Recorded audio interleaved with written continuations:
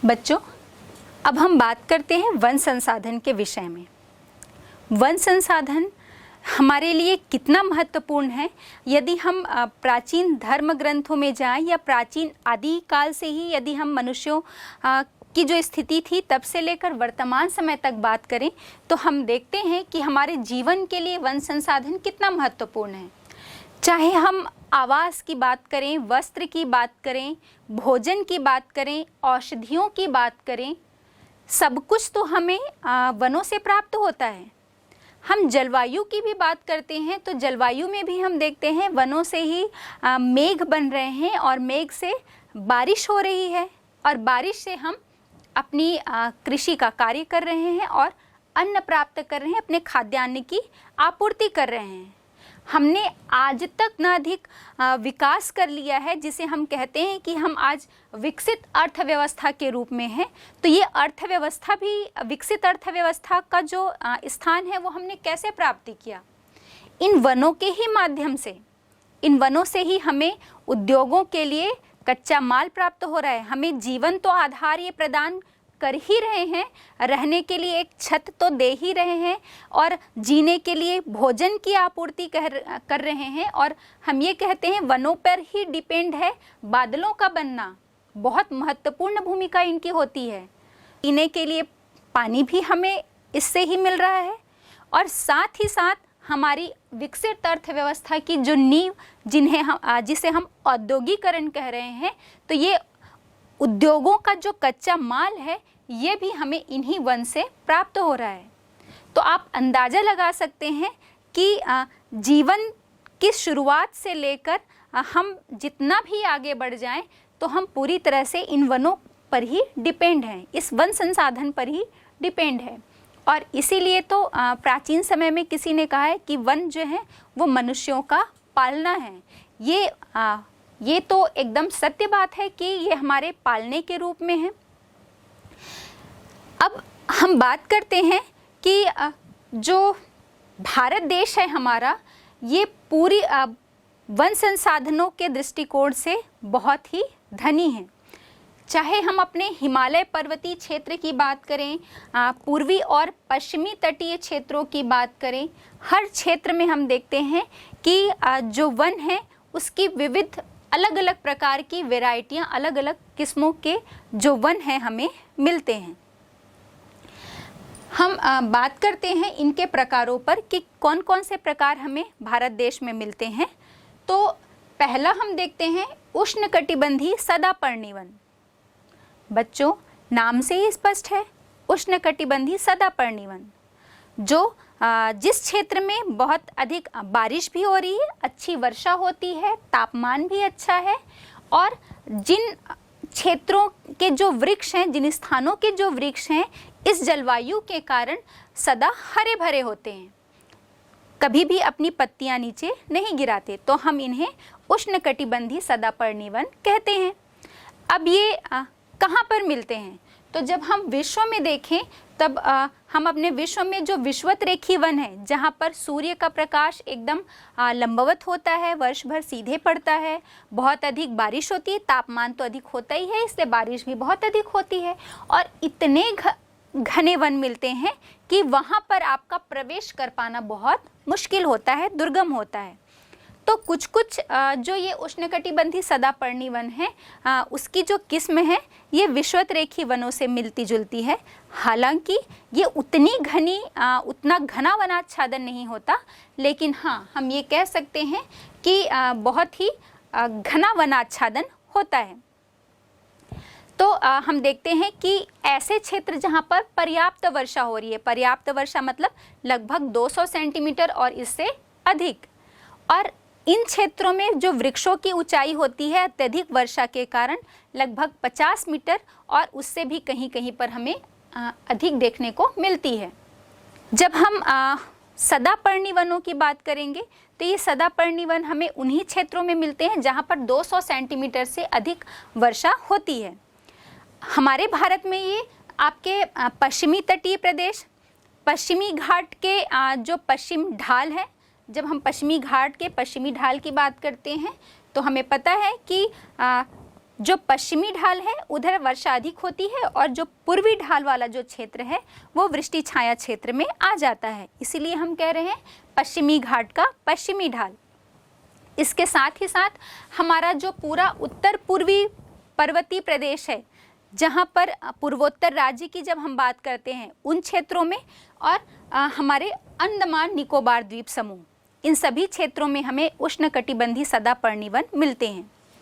ये यहाँ की जो वनस्पतियाँ हैं वो बहुत अधिक विविधता और अधिकता वाली होती हैं। विविधता और अधिकता इनकी प्रमुख विशेषता होती है, मतलब यहाँ पर अलग अलग किस्म की वनस्पतियाँ मिलेंगी और बहुत ज़्यादा सघन वनस्पतियाँ मिलती हैं। यहाँ की जो वनस्पति मिलती है वो काले रंग की और बहुत कठोर होती है। यहाँ पर हम देखेंगे सदापर्णी वन है तो लताओं और झाड़ियों के कारण ये वन जो है वो दुर्गम होता है, मतलब यहाँ पर आसानी से प्रवेश नहीं किया जा सकता, और इसी कारण यहाँ पर किस्में बहुत अधिक हैं, लेकिन उसकी अपेक्षा उसका जो उतना अधिक उपयोग है वो यहाँ पर नहीं हो पाता।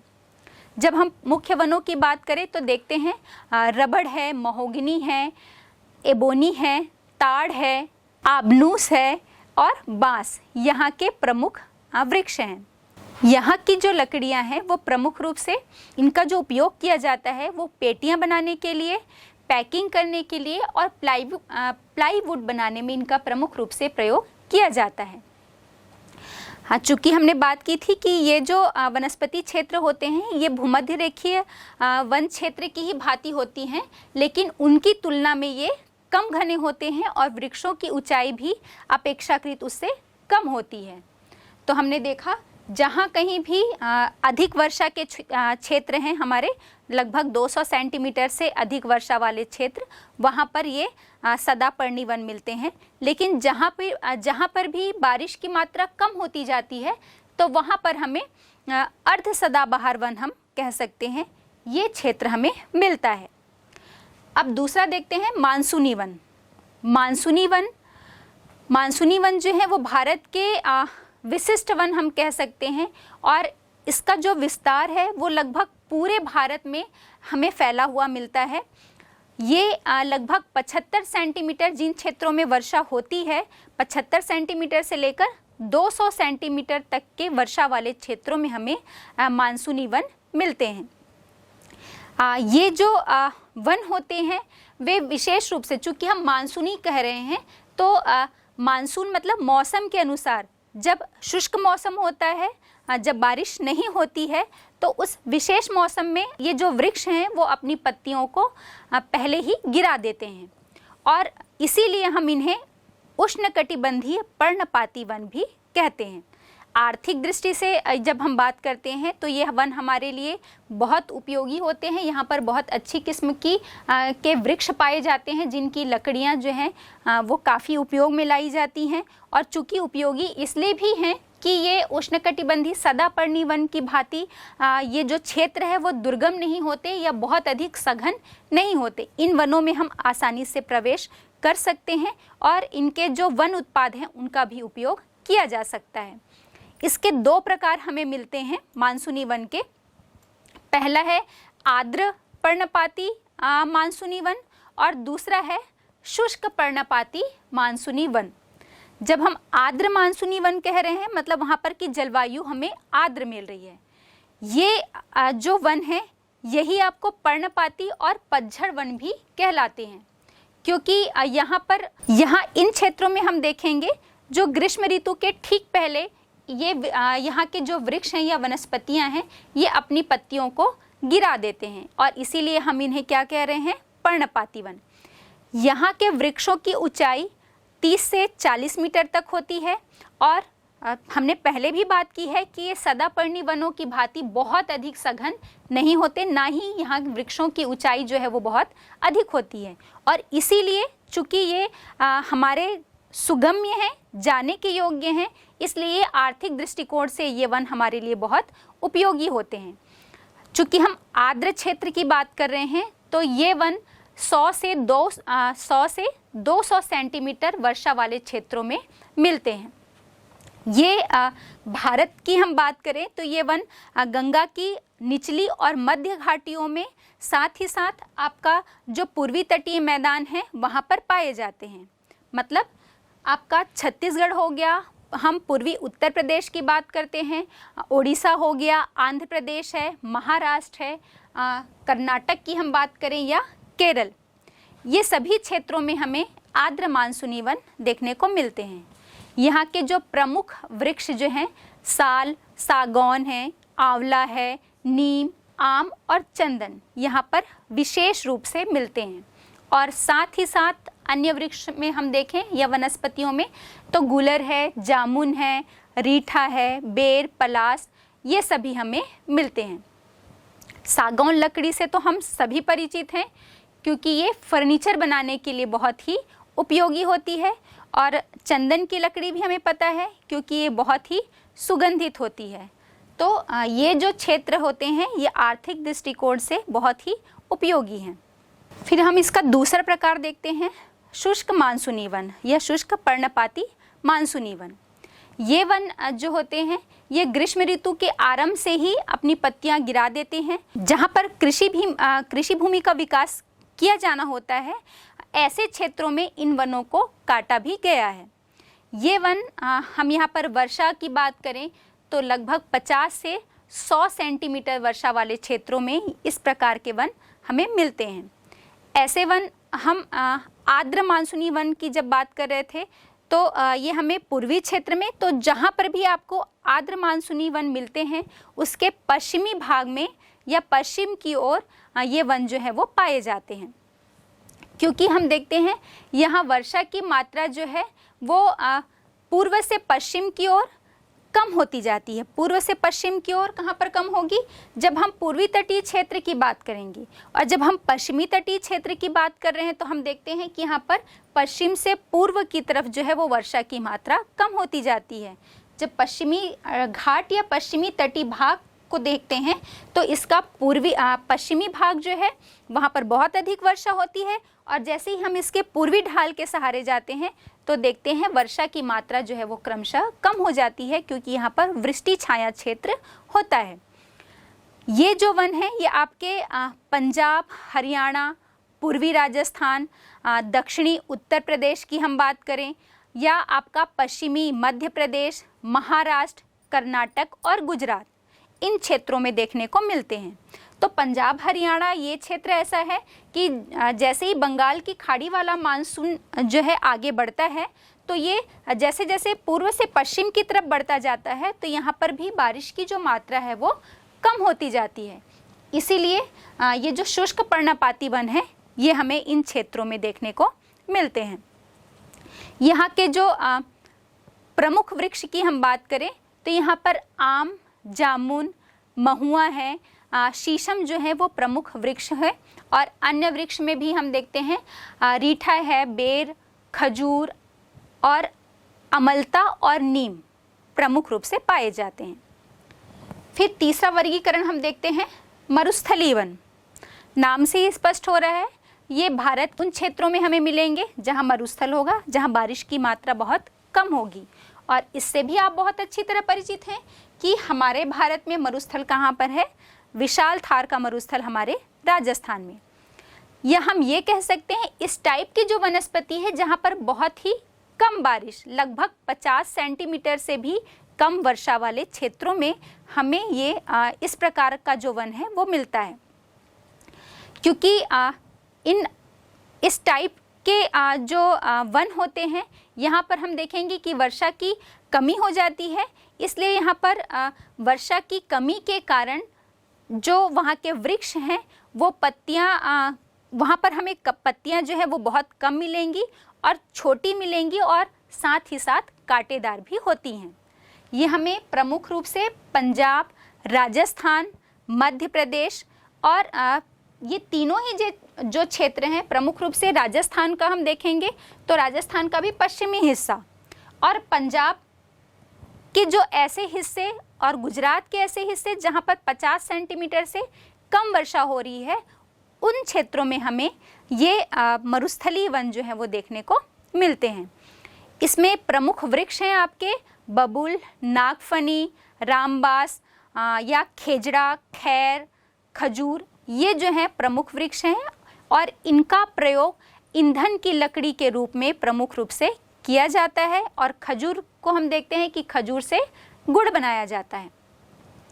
अब चौथा प्रकार है आपका डेल्टाई वन। जब हम डेल्टाई वन की बात करेंगे तो ये भी नाम से स्पष्ट हो रहा है, डेल्टाई क्षेत्रों में हमें देखने को मिलता है। चाहे हम अपने गंगा, यमुना, महानदी, कृष्णा, कावेरी, ये सभी जो नदियां हैं जो इनके डेल्टाई क्षेत्र हैं, दलदली भूमि वाले भाग होते हैं, वहाँ पर हमें डेल्टाई वन पाए जाते हैं। और यहाँ पर प्रमुख रूप से मैंग्रोव वनस्पतियाँ जो हैं वो देखने को मिलती हैं, इसीलिए हम इसे मैंग्रोव या फिर ज्वारीय वन भी कहते हैं। इन वनों की जो लकड़ियाँ हैं ये हम अधिकतर आर्थिक दृष्टि से यदि हम बात करें तो ये नाव बनाने के काम आती हैं। अगला हमारा वर्गीकरण है पर्वतीय वन। तो हम देखते हैं जैसे जैसे हम पर्वतों में ऊंचाई की ओर बढ़ते जाएंगे तो पर्वतों में ऊंचाई की ओर बढ़ते जाने से उसमें तापमान और वर्षा संबंधी भिन्नता हमें देखने को मिलती है। तो तापमान भी क्रमशः कम होता जाएगा, वर्षा की मात्रा में भी अंतर आते जाते हैं। तो हम पर्वतीय क्षेत्र के निचले हिस्से से लेकर ऊपरी हिस्से तक की बात करें तो वहाँ पर हमें उष्णकटिबंधीय से लेकर अल्पाइन तक की वनस्पतियाँ मिलती हैं। और इसे हम आगे तालिका से देखते हैं कि हमारे भारत में जो हिमालय पर्वतीय प्रदेश है वहाँ पर किस किस प्रकार की वनस्पतियाँ मिलती हैं। हिमालय के पर्वतीय वनों में हमें ऊंचाई के आधार पर भिन्नता मिलती है। फिर से पूरा हमने बात की थी हिमालय के पर्वतों पर अलग अलग ऊंचाई पर अलग अलग प्रकार के वन हमको देखने को मिलते हैं। ये हमको उष्णकटिबंधीय से लेकर अल्पाइन वनस्पतियों तक का क्रम हमें मिलेगा। तो वो इस प्रकार है, वनों के प्रकार कौन से होंगे और प्रमुख वृक्ष वहां कौन से मिलेंगे, इस पर हम बात कर लेते हैं। इस तालिका से आपको स्पष्ट हो रहा होगा ऊंचाई जहां पर 0 से लेकर 1200 मीटर तक है वहां पर उष्णकटिबंधीय सदापर्णी वन और प्रमुख वृक्ष उन वनों में दालचीनी, चंदन, खैर, सेमल, लारेल, साल और सारजू। जहां पर 1200 से 2400 मीटर की ऊंचाई मिलती है वहां पर सघन तराई वन और उपोष्ण कटिबंधीय पहाड़ी वनस्पतियां मिलती हैं। और इसमें प्रमुख वृक्ष होते हैं जो सदाहरित बाज, चेस्टनट, चीड़, लताएं और अलग अलग टाइप की जो झाड़ियां और बांस के वृक्ष। फिर 2400 से 3600 मीटर की ऊंचाई पर जाने पर हमें अल्पाइन वनस्पति और शीतोष्ण कटिबंधीय वन मिलेंगे। इसके निचले भाग पर चौड़ी पत्ती वाले ओक, लारेल, बर्च और एल्डर मिलते हैं और इससे अधिक ऊंचाई पर जाने पर सिल्वर फर, पाइन, स्प्रूस और अधिक ऊंचाई में हम जाएंगे तो शंकुधारी वन हमें देखने को मिलेंगे। 3600 से 4800 मीटर की ऊंचाई पर उच्च अल्पाइन वन मिलते हैं और इसमें प्रमुख वृक्ष हैं शंकुधारी वृक्ष जो पाइन है, स्प्रूस और फर, इस टाइप के वृक्ष हमें मिलेंगे।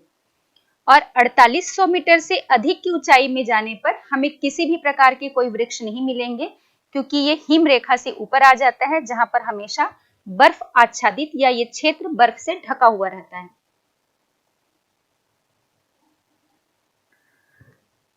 भारत में वनों का वितरण देखते हैं।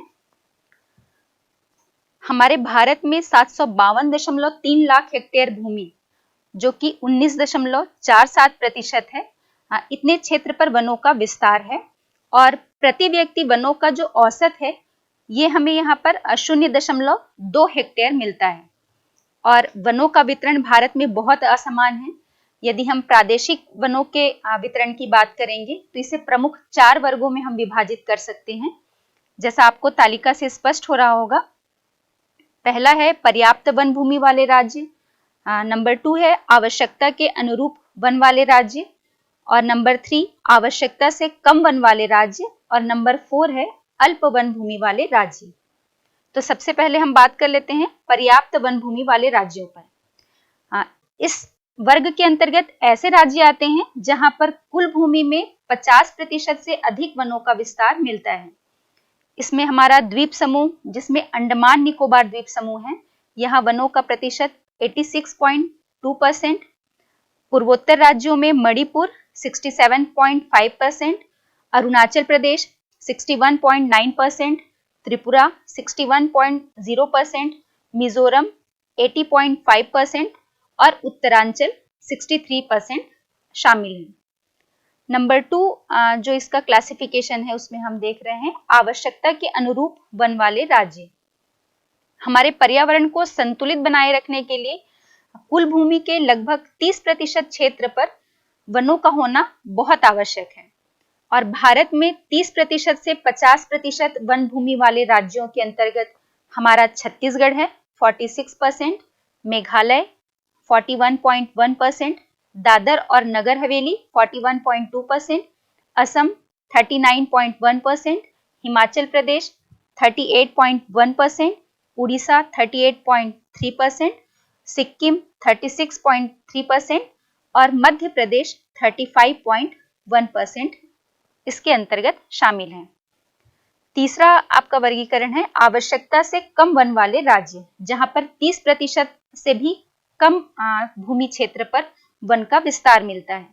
इसमें लगभग 20% से 30% वाली जो वन भूमि वाले क्षेत्र हैं वो शामिल हैं, जिसमें केरल है 28.9%, गोवा और दमन दीव में 26.1%, आंध्र प्रदेश 23.0%, कर्नाटक 20.1% और महाराष्ट्र शामिल है जहां पर 20.8% वन भूमि का विस्तार है। चौथा वर्गीकरण है अल्प वन भूमि वाले राज्य। इसके अंतर्गत उत्तर प्रदेश है जहां पर 17.4%, नागालैंड, तमिलनाडु और बिहार में 16.8%, पश्चिम बंगाल 13.5%, गुजरात 10.0%, जम्मू कश्मीर 9.4% और राजस्थान 9%, पंजाब 5.2% और हरियाणा शामिल है जहां पर 3.1% भूमि पर वनों का विस्तार है।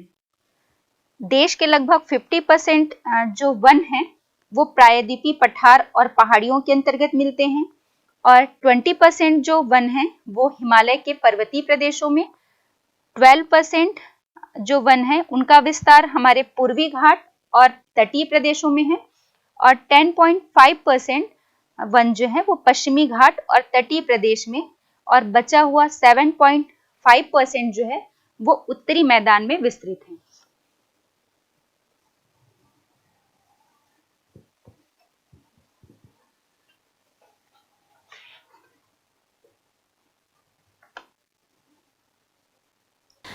अब हम अपने भारत देश में जो वन संसाधन है इसकी प्रमुख समस्याएं देखते हैं कि कौन कौन सी समस्याएं हैं। तो प्रमुखता से यदि हम बात करें तो ये जो 5 समस्याएं हैं, पहला आपका वृक्षों की अंधाधुंध कटाई, फिर वनों में आग लग जाना, वनों के क्षेत्रफल में लगातार कमी होना, पर्यावरण असंतुलन और अन्य समस्याएं जैसे मानव के स्वास्थ्य और उसकी कार्य क्षमता पर प्रभाव या प्राकृतिक संसाधन से संबंधित जो समस्याएं हैं ये प्रमुखता से मिलती हैं।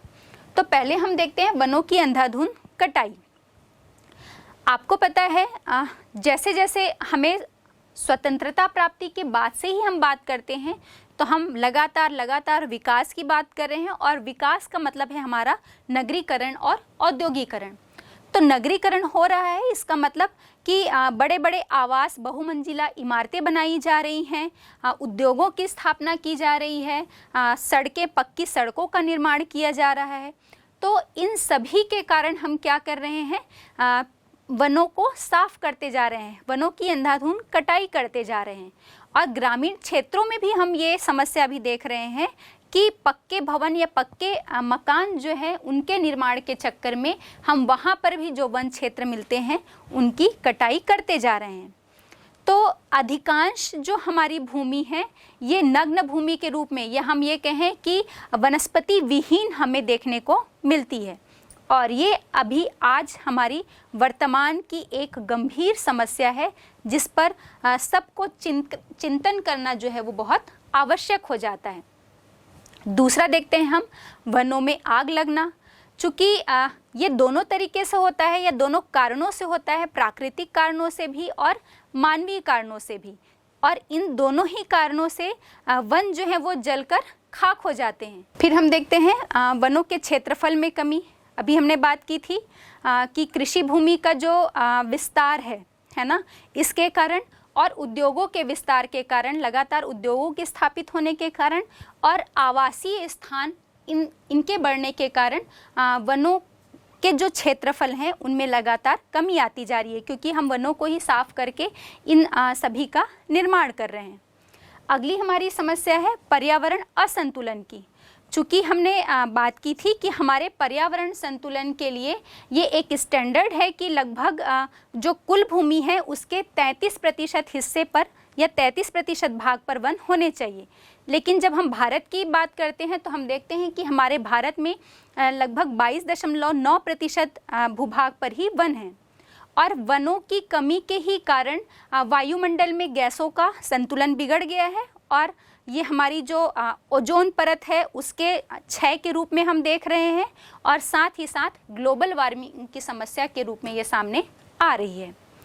अब इसके अलावा अन्य समस्याओं में हम देखते हैं वनों की कमी के कारण औद्योगिक प्रदूषण भी तेज़ी से बढ़ता जा रहा है। अगर हम वन लगाएंगे तो ये उन उद्योगों से होने वाले जो प्रदूषण है, दूषित गैसें जो उसमें से निकल रही है, उसको ये अपने में ऑब्जर्व कर लेंगे और हमें अच्छी गैसें जो हैं वो देंगे और पर्यावरण में एक बैलेंस या संतुलन स्थापित करते हैं।